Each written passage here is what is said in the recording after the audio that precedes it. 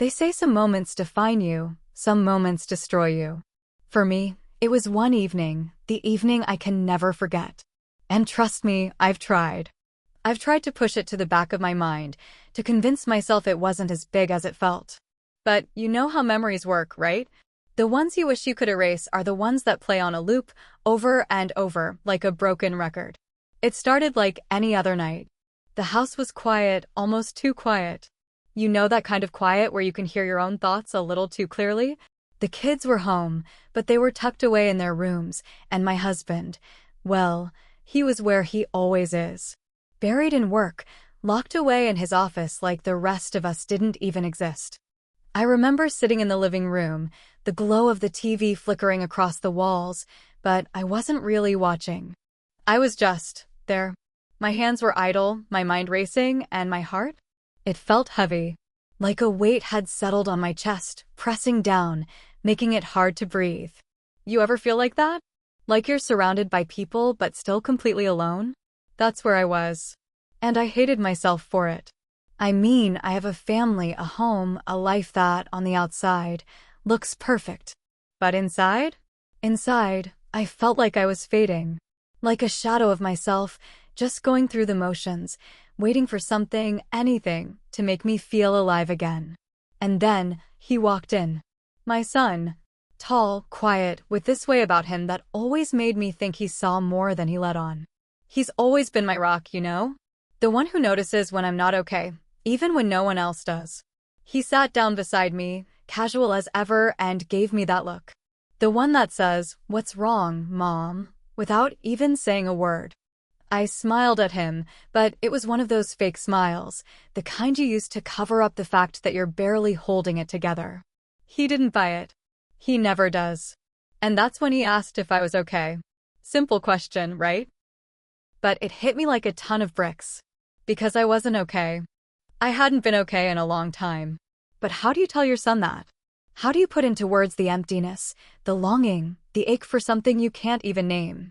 So, I did what I always do. I deflected. I told him I was just tired, that it was nothing. And he, being who he is, didn't push. Instead, he did something that caught me completely off guard. He reached over, placed his hands on my shoulders, and said, "Here, let me help you relax." Now, let me pause for a second, because I know what you're thinking. It sounds innocent, right? And it was. At least, it was supposed to be. But in that moment, something shifted. Something I couldn't quite put my finger on. His touch was firm but gentle, and for the first time in what felt like forever, I felt seen. Not as a wife, not as a mom, but as me. And that's when it hit me. The guilt, the shame, the confusion, all of it, all at once. I should have stopped him. I should have said something, done something to break the moment. But I didn't. Instead, I sat there, frozen, as the weight in my chest began to lift and a new, terrifying weight took its place. Looking back now, I wish I could tell you it was nothing. That I'm making a big deal out of something innocent. But if that were true, I wouldn't be here, sharing this with you. Because that evening, the way it unfolded, the way it changed everything, I know deep down it's something I'll carry with me for the rest of my life. And it's not just about what happened. It's about what it meant.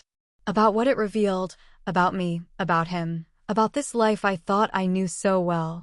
It's a story I'm still trying to make sense of, one that haunts me every single day.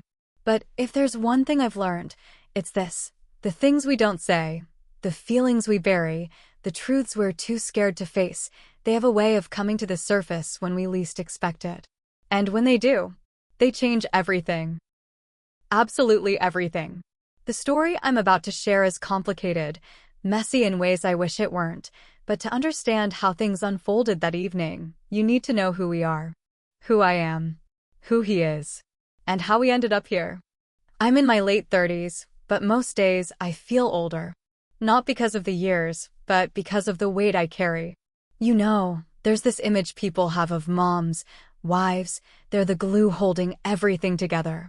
And for a while, I was proud to be that glue. I wore it like a badge of honor. But glue has its limits, doesn't it?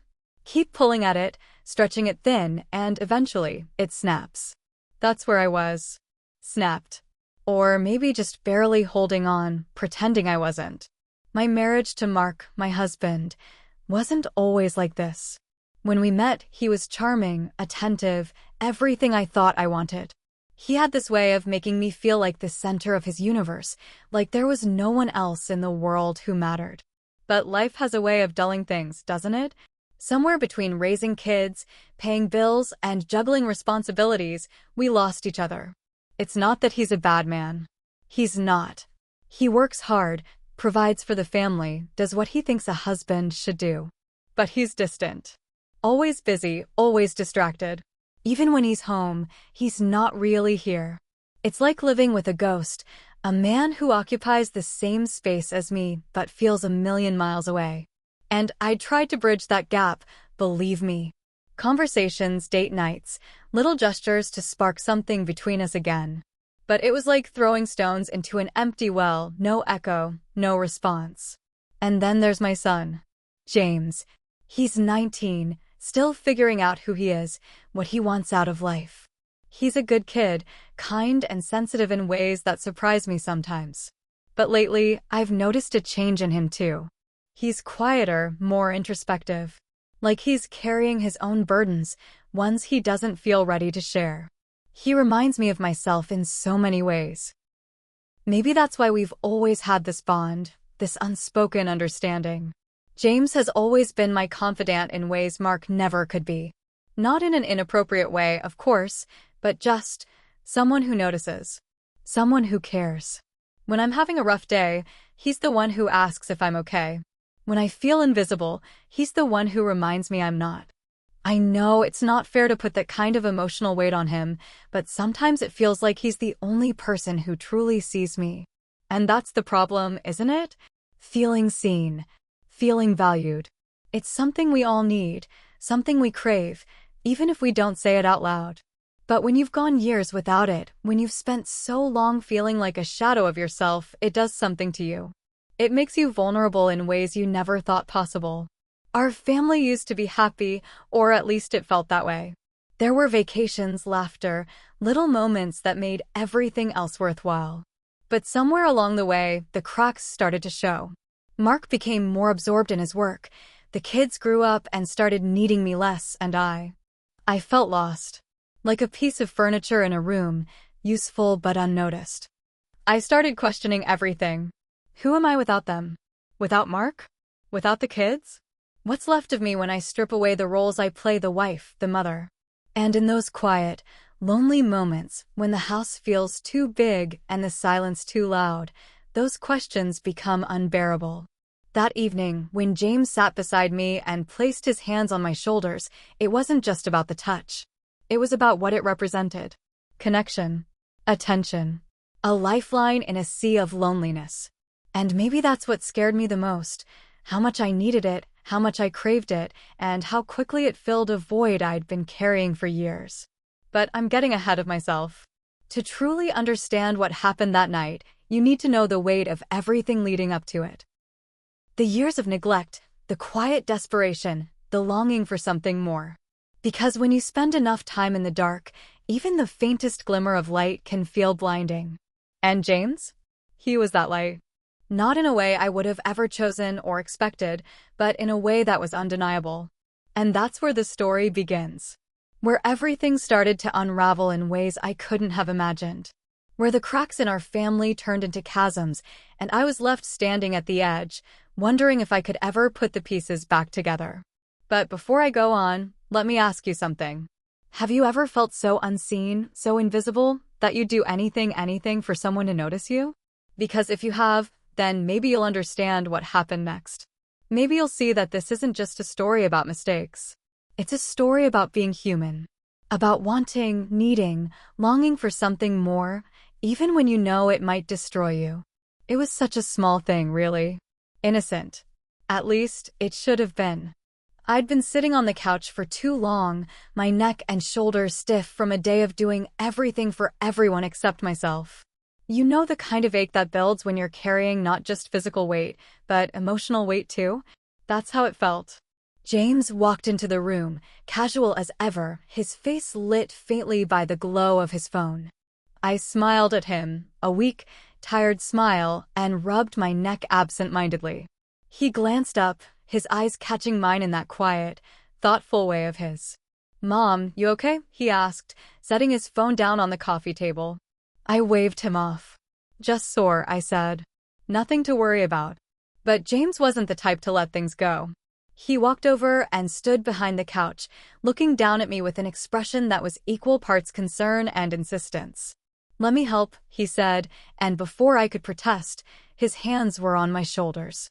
At first, it felt so simple. His hands worked gently, easing the tension in my neck and back. And for a moment, I just closed my eyes and let myself feel it, the relief, the kindness, the simple act of someone noticing that I was in pain. It was such a small gesture, but in that moment, it felt monumental. Like someone had finally seen me, really seen me. But then something shifted.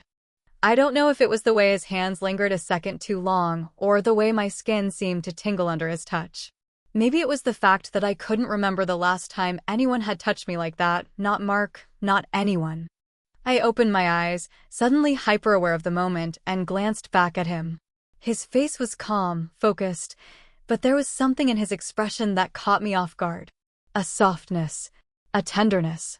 And then I felt it, that faint flicker of something I couldn't name. Something that wasn't right. I pulled away, just slightly, and laughed it off. "Thanks, sweetheart," I said, trying to sound casual. "That's enough." He stepped back immediately, respectful as always, and gave me a small smile. "Anytime, Mom," he said before heading back to his room. I sat there for a while after he left, my mind racing. It was nothing, I told myself. Just my overactive imagination. But the warmth of his touch lingered on my skin, and no matter how hard I tried to shake it off, I couldn't. In the days that followed, I found myself noticing things I hadn't before. The way James looked at me when he thought I wasn't paying attention. The way his voice softened when he spoke to me. The way he always seemed to be there, offering to help, to listen, to be the person I needed when no one else was. And then there were the moments, the fleeting, unspoken moments that felt different. Like when he brushed past me in the hallway, his hand grazing mine, and I felt a jolt of something I couldn't explain. Or when we'd sit together watching TV, and the space between us felt charged, like there was something unspoken hanging in the air. I hated myself for noticing, for feeling anything at all. This was James, my son, my child. The one person in the world I was supposed to protect, to guide, to love unconditionally and without complication. And yet, there it was, this tiny, insidious spark that I couldn't seem to extinguish. I started avoiding him, keeping my distance, hoping the space would snuff out whatever it was I thought I was feeling. But it didn't help. If anything, the distance only made it worse. Every time I saw him, every time he smiled at me or said something kind, I felt that flicker again. That ache for something I couldn't name and didn't want to. And then there was the guilt. The crushing, suffocating guilt that came with every glance, every touch, every moment that felt too close. I told myself it was just a phase, a product of my loneliness, my desperation. But deep down, I knew it wasn't that simple. It was something deeper, something darker. Something I wasn't ready to face. And James? He didn't seem to notice. Or if he did, he didn't let on. He kept being the same thoughtful, attentive son he'd always been. But there were moments when I caught him looking at me, moments when his gaze lingered just a little too long, and I wondered if he felt it too. I wanted to stop it, to put an end to whatever this was before it spiraled out of control. But I didn't know how. I didn't even know where to start. Because the truth is, I didn't want to let go of the way he made me feel seen, cared for, alive. And that terrified me more than anything else. Looking back now, I can see it so clearly. That was the moment everything started to change. The moment I crossed a line I didn't even know was there. And once you cross that line, there's no going back. It started as a whisper, an intrusive thought I immediately pushed away. "You're overreacting. It's nothing. Don't make it into something it's not." But the whisper grew louder, insistent. until it became a constant hum in the back of my mind. I found myself replaying the smallest moments: James's touch on my shoulder, the way his eyes softened when he looked at me, the way his voice wrapped around my name like a warm blanket. And yet, even as my mind wandered into dangerous territory, the guilt followed close behind, wrapping itself around my chest and squeezing until it was hard to breathe. What kind of mother notices these things? What kind of person feels this way about their own child? The questions echoed in my head, each one heavier than the last, but I didn't have answers. Only shame. I tried to shake it off, to push it down and lock it away, but the harder I tried, the stronger it became. It wasn't just about James, it was about me. About everything I had lost, everything I hadn't been in so long. My marriage to Mark had turned into a quiet, loveless partnership, a routine of shared responsibilities and separate lives. We barely spoke anymore, and when we did, it was about mundane things: bills, schedules, the grocery list. I couldn't remember the last time Mark had really looked at me. Not the way James did. Not with that soft curiosity, that unspoken care. Mark's eyes passed over me like I was part of the furniture, a fixture in his life that required no thought, no effort. And maybe that was what hurt the most, that I had become invisible to the one person who was supposed to see me more clearly than anyone else. But James saw me. Or at least, it felt that way. And that feeling, it terrified me as much as it comforted me. I began to notice every little thing about him. The way he moved, the way he spoke, the way he carried himself with this quiet confidence that made me proud and uneasy at the same time. I hated myself for noticing, for finding comfort in his presence, for letting my mind go to places it had no business going. But once the thoughts were there, I couldn't unthink them. At night, I would lie awake, staring at the ceiling, my mind replaying the day's interactions. Was I imagining it? Was I projecting my loneliness onto him, twisting innocent moments into something they weren't? Or was there really something there, something unspoken, something dangerous? The uncertainty ate away at me, pulling me further into myself. I told myself it was harmless, just a product of my emotional state, a fleeting response to the void in my life. I wasn't acting on anything after all. I wasn't crossing any lines. But deep down, I knew that wasn't entirely true. Lines weren't just crossed by actions, they were crossed by thoughts, by feelings, by the spaces we allowed ourselves to linger in. And I was lingering. Every interaction with James became a minefield of conflicting emotions. When he sat next to me on the couch, I found myself hyper-aware of the space between us, the way his knee brushed against mine, the way his voice lowered when he spoke to me. I told myself it was nothing, just normal, everyday moments between a mother and her son. But it didn't feel normal. It felt charged, like the air before a storm, heavy with something unspoken. I tried to rationalize it, to convince myself it was all in my head. "You're just lonely," I told myself. "This isn't about James, it's about Mark, about the life you've been pretending is enough." But even as I said the words, I didn't entirely believe them. Because the truth was, James made me feel something I hadn't felt in years. Seen, wanted, alive.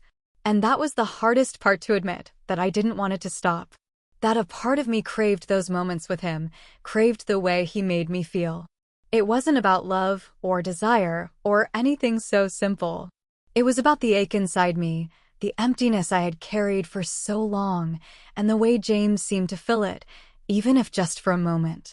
But the guilt never left. It followed me everywhere, a shadow I couldn't escape. I would catch myself watching James out of the corner of my eye, and the guilt would tighten its grip, whispering, "What are you doing? What's wrong with you?" I would feel his presence in a room and immediately scold myself for noticing, for caring. I tried to pull away, to create distance, but every time I did, it only made me feel more alone. I started avoiding Mark even more, afraid he would see something in me, some telltale sign of the chaos I was carrying inside. But he didn't notice. He never noticed. He was too busy, too distracted, too wrapped up in his own world to see the cracks in mine. And in a way, that made it worse, because it meant there was no one to stop me, no one to pull me back from the edge. I told myself I could handle it, that I could keep it under control. But the truth was, I was already slipping. And deep down, I knew it was only a matter of time before something gave way. Because the heart doesn't follow rules, and the mind doesn't always listen to reason. And when you've been starving for connection, for attention, for something real, you'll take it wherever you can find it, even if it destroys you in the process. The days that followed were a blur of half-smiles, fleeting glances, and moments that felt too heavy with meaning. I tried to carry on as though everything was normal, but I wasn't fooling anyone, least of all myself. Every time James entered the room, I felt it, that electric charge that I couldn't explain or ignore. And the worst part? I started looking for it, anticipating it, craving it. It started small. A lingering glance across the dinner table that felt too long to be accidental. A shared laugh over something silly, the kind of moment that shouldn't have made my heart race, but did. He'd catch me watching him sometimes, his eyes meeting mine with a mix of curiosity and something else I couldn't quite place. And when he looked away, I'd feel the loss like a physical ache. Then there was the touch. It was an accident, or at least, that's what I told myself. We were in the kitchen, moving around each other as I prepared dinner. He reached for something on the counter at the same time I did, and our hands brushed. Just a fleeting moment of contact, but it was enough to send a jolt through me, like static electricity. I pulled my hand back quickly, muttering an apology I didn't really mean. James didn't say anything, but I caught the way he hesitated, the way his eyes flicked to mine before he turned away. It was such a small thing, but it stayed with me, replaying in my mind like a scene from a movie I couldn't stop watching. I told myself it was harmless, that I was overthinking, but the more I tried to convince myself, the less I believed it. And then there were the conversations.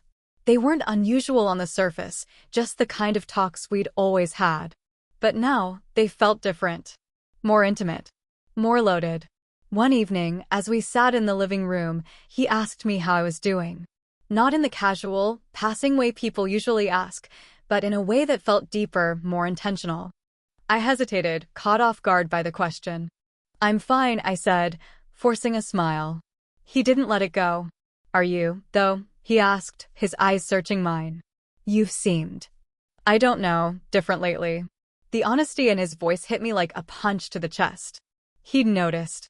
Of course he had. How could he not? But what could I say? That I wasn't fine? That I felt like I was falling apart inside? That I didn't know how to stop the thoughts swirling in my head? Instead, I deflected. "Just tired," I said, waving it off like it was nothing. "You know how it is." But the way he looked at me, the way his brow furrowed and his lips pressed together like he didn't quite believe me, made it clear that he wasn't satisfied with my answer. And as much as I wanted to tell him the truth, I couldn't. Because how do you explain something you can't even admit to yourself? As the days turned into weeks, the tension between us only grew. It wasn't anything overt, just small, almost imperceptible moments that felt like they carried the weight of something unsaid. Like the way his gaze lingered on me a second too long when I walked into the room. Or the way he'd find reasons to be near me, offering to help with chores he never used to care about. Or the way his voice softened when he spoke to me, like he was afraid of saying the wrong thing. And then there was me. I hated myself for the way I started obsessing over every interaction, analyzing every word, every gesture, every look. I'd find myself waiting for him to come home, listening for the sound of his footsteps, hoping for a moment alone with him, even if it was just to exchange a few words. It was like I couldn't help myself, like I was drawn to him in a way I didn't understand and couldn't control. But with every moment that passed between us, the divide between Mark and me grew wider. I stopped trying to engage with him, stopped caring whether he noticed me or not. Because why should I? He hadn't noticed me in years. Not the way James did. Not the way I wanted to be noticed. And James noticed that too. He saw the distance between me and Mark, the way we barely spoke, the way we avoided each other. He didn't say anything about it, but I could feel it in the way he watched me, his eyes filled with questions he didn't dare ask. There was one night, though, when I caught him watching me and couldn't look away. I was sitting on the couch, staring at the TV but not really watching, my mind miles away.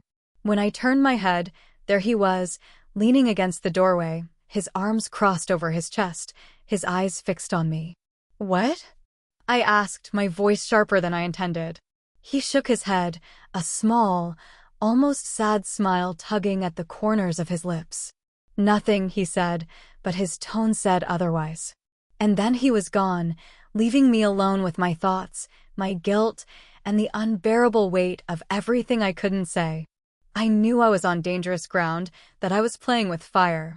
But no matter how hard I tried, I couldn't seem to stop myself. Because James wasn't just my son anymore. He was my lifeline, my connection, my reminder that I was still here, still alive, still capable of feeling something, even if it was something I shouldn't feel. And that realization? It scared me more than anything else. It was a Friday evening, one of those nights where the weight of the week felt heavy, and all you wanted was to disappear into the comfort of your home. Mark was in his office, as always, his muffled voice bleeding through the walls as he took yet another late-night work call. The house felt still, almost eerily so, with only the faint hum of the television filling the space. James came into the living room, his steps unhurried, his presence instantly shifting the atmosphere. He had that quiet confidence about him that always drew attention without him even trying. He dropped onto the couch beside me, a little closer than usual, and let out a long sigh. "Tough day?" I asked, glancing over at him, trying to keep my voice light. He nodded, his face thoughtful. "Yeah, just a lot on my mind. Want to talk about it?" The words slipped out before I could stop them, the motherly instinct in me taking over. But there was something in his eyes when he looked at me, something that made my breath hitch. Vulnerability. An unspoken need. It mirrored the ache I'd been carrying for so long.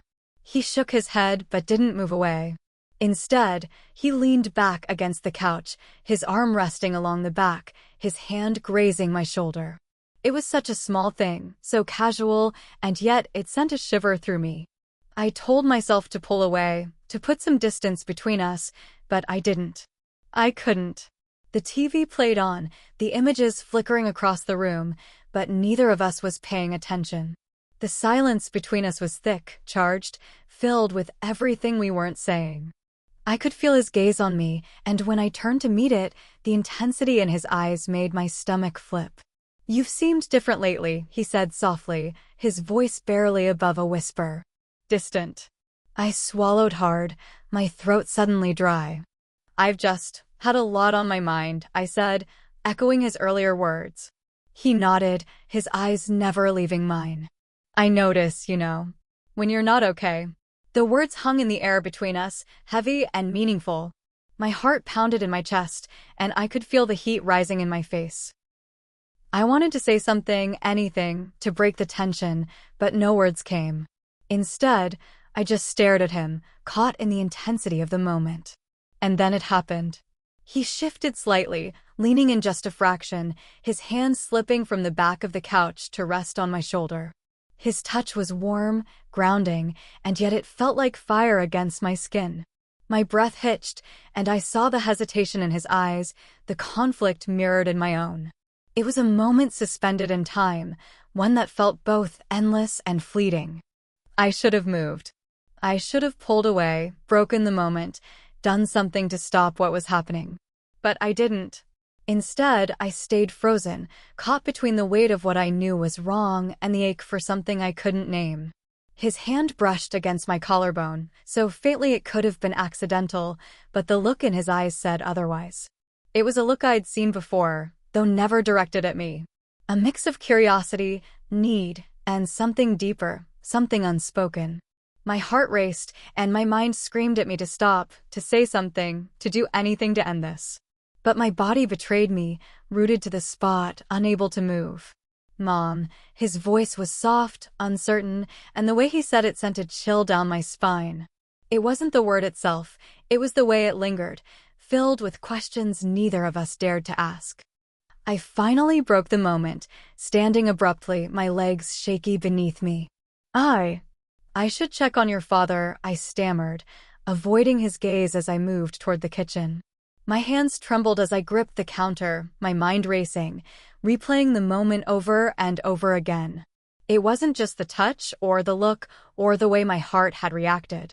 It was the realization that a line had been crossed, a line I couldn't uncross. And the worst part? I didn't know if it had been intentional or not. The ambiguity of it all gnawed at me, leaving me with more questions than answers. James didn't follow me, and for that I was grateful. I needed space, time to process what had just happened. But even as I stood there, the weight of his gaze still lingered, burning into my back, a reminder of the moment we'd just shared. The rest of the evening passed in a blur. I avoided James, avoided Mark, avoided the reality of what I was feeling. But as I lay in bed that night, staring at the ceiling, the moment replayed in my mind, vivid and unrelenting. I could still feel his touch, see the look in his eyes, hear the way he'd said my name. And no matter how hard I tried, I couldn't shake the feeling that something had shifted, something irreversible. The guilt was suffocating, but beneath it was something even more terrifying. A part of me didn't regret it. A part of me wanted to feel it again.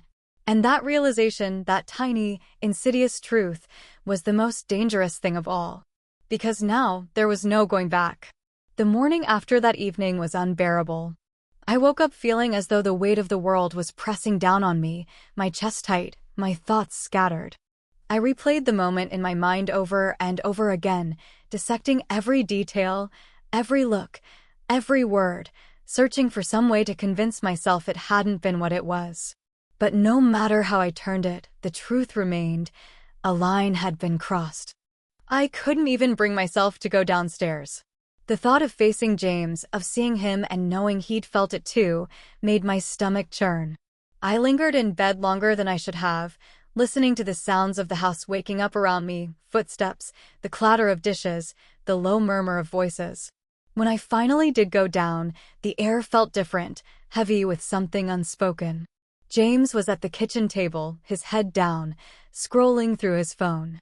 He looked up when I entered, his eyes meeting mine for the briefest of moments before darting away. It was so quick, so subtle, but it was enough to make my heart sink. He didn't say anything, just grabbed his plate and disappeared into his room, leaving me standing there with a knot in my stomach and a hollow ache in my chest. The tension only grew from there. James started avoiding me, finding reasons to leave the room whenever I entered, keeping our conversations short and clipped. The warmth that had once defined our relationship was gone, replaced by an awkwardness that was impossible to ignore. It was like there was a wall between us now, one I didn't know how to break down. And Mark? He didn't notice. He never noticed.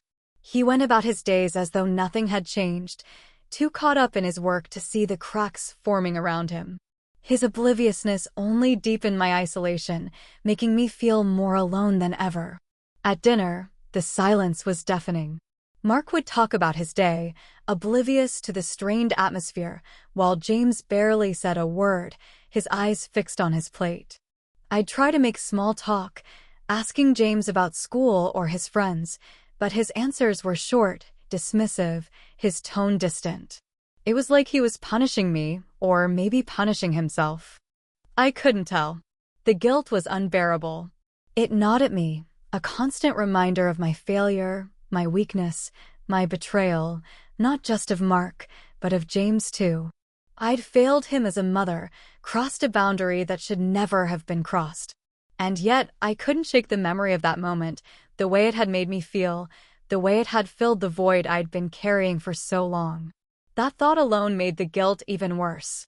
I started withdrawing, pulling back from both Mark and James, unable to face the reality of what I'd done.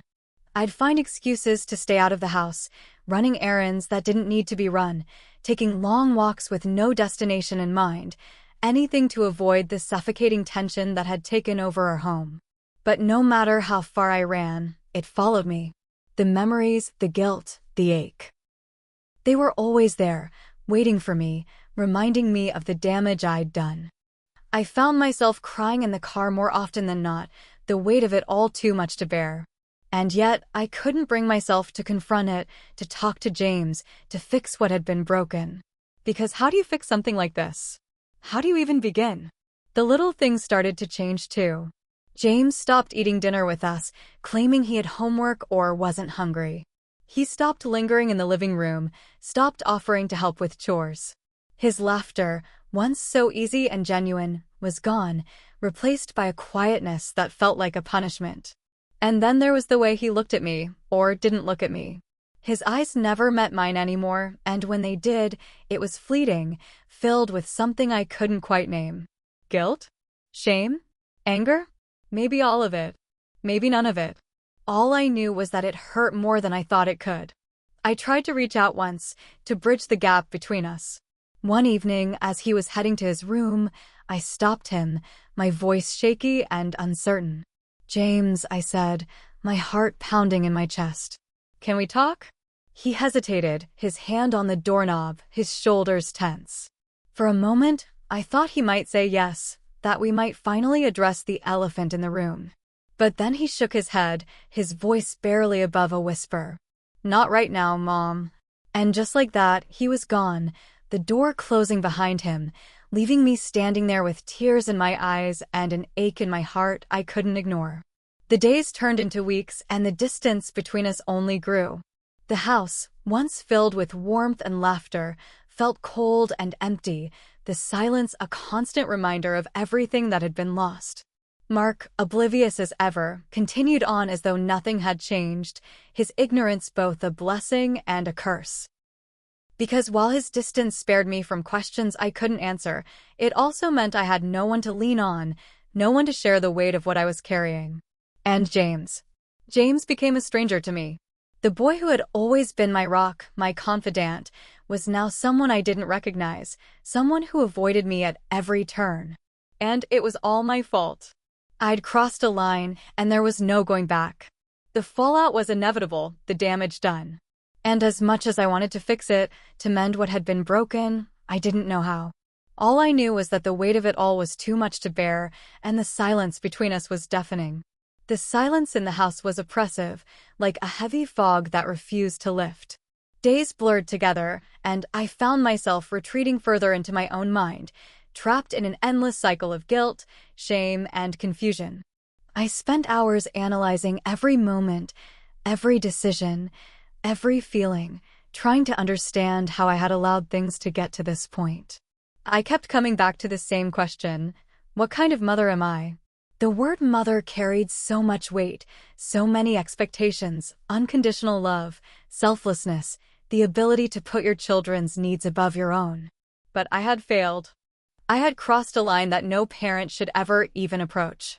And now I was left grappling with the wreckage of my own choices. But was it really a choice? That was the part one couldn't figure out. Had I chosen this, or had it just happened? Could I blame the years of emotional neglect, the endless loneliness, the way Mark had made me feel like I didn't exist? Or was it deeper than that, something broken inside me, something flawed that I didn't want to acknowledge? Every time I thought about that evening, about James's touch, about the way our eyes had met and lingered, I felt sick. But beneath the sickness, there was something else. A spark, a craving, a terrible, shameful part of me that didn't want to let go of the connection I'd felt in that moment. It wasn't about desire, not in the way people might assume. It was about being seen, being noticed, being cared for. For the first time in years, I'd felt alive, like I mattered. And that feeling was intoxicating, even as it destroyed me. But that didn't make it right. Nothing could make it right. James was my son, my child, my responsibility. He deserved better than this. He deserved a mother who could protect him, guide him, give him the stability he needed.